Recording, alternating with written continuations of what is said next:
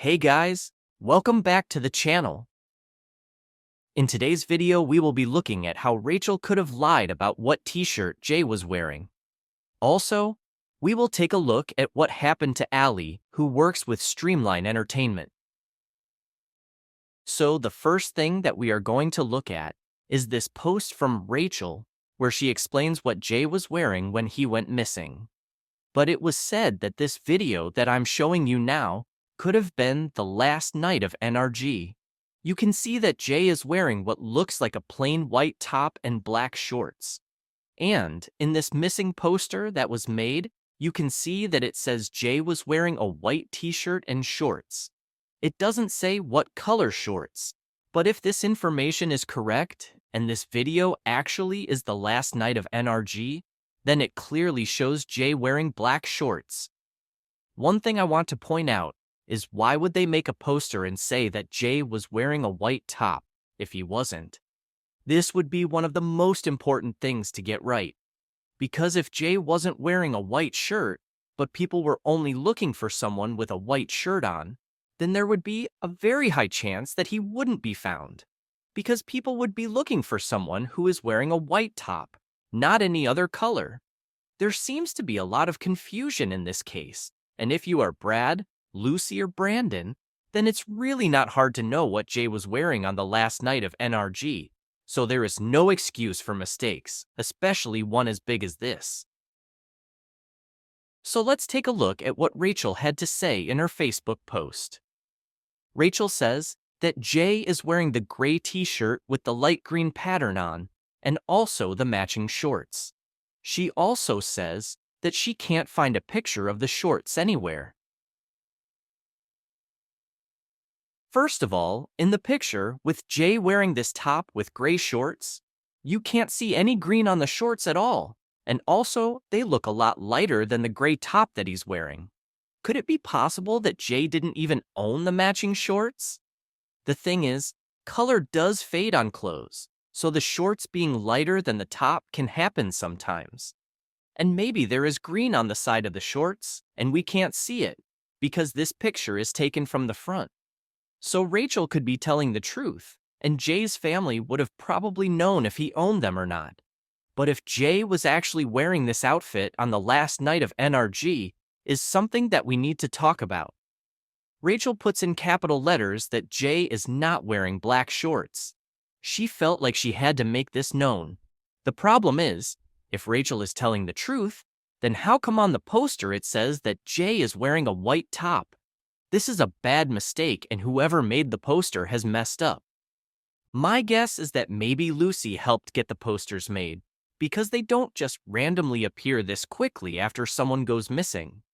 And Lucy was the one doing everything at the start, including the GoFundMe, and posting all over Facebook.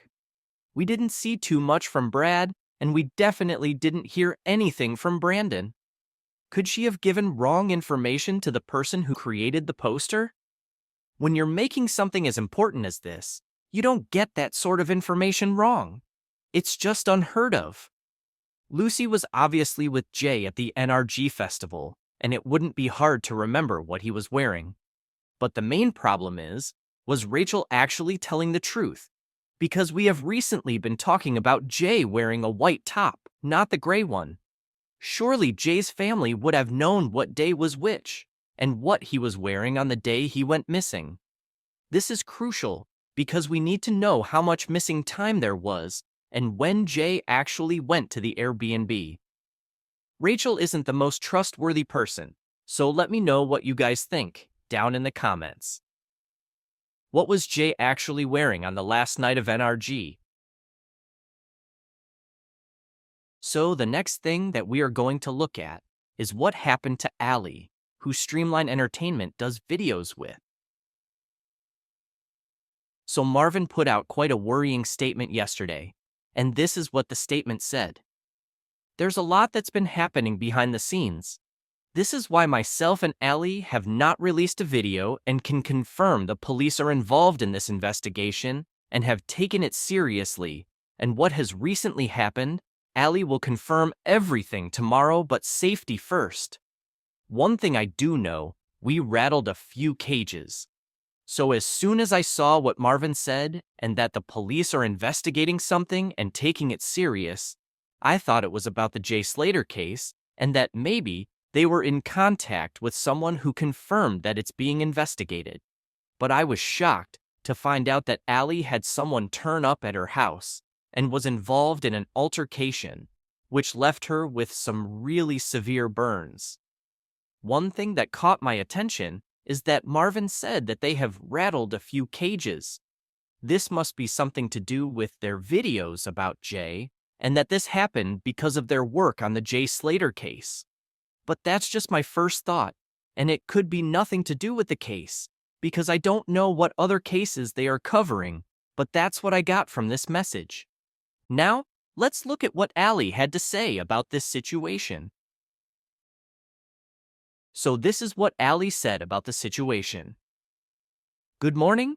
Just to inform everyone about the incident last Tuesday night, I now have a police reference number and an officer will be attending me here sometime over the next 10 days. The burn injuries to my hand are very severe, but I acted swiftly to minimize and hope to get all questions answered as soon as possible. So she actually tells us what happened and that she was left with severe burns on her hand. Now, at first, I thought she had been attacked, and some people did think this as well. Don't get me wrong, it was still a bad altercation, but I feel like it was exaggerated to look like someone had attacked her, and I thought that it sounded like it's some sort of acid attack, which can cause very dangerous injuries, and luckily, it was her hand and not somewhere else, like her face, because that can ruin people. But then, I found out that she spilled her hot drink over herself. This shouldn't have happened in the first place, and someone shouldn't have turned up trying to enter her house. Who knows what would have happened if they got in? This probably isn't anything to do with the Jay Slater case. But if this does have something to do with the case, then there is people out there that are getting very nervous that the truth is starting to come out. But I don't know Allie personally and don't know much about her. She could have her own personal problems going on which led to this happening. If this is connected to the Jay Slater case, then there is something that I do want to talk about, and that is a post that Chris Tenerife put out where he mentioned Allie. So in the post, Chris Tenerife said these words. Allie, don't be scared. Nobody would bother threatening you. It'd just happen, and you wouldn't know anything about it.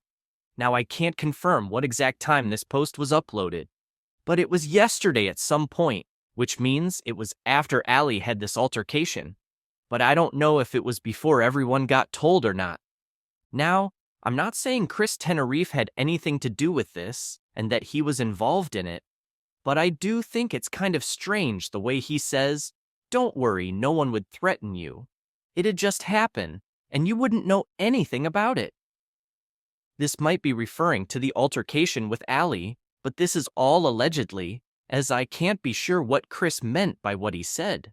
I just thought I would mention it. Thank you for watching. Please like and subscribe, and we will update you as we find out more.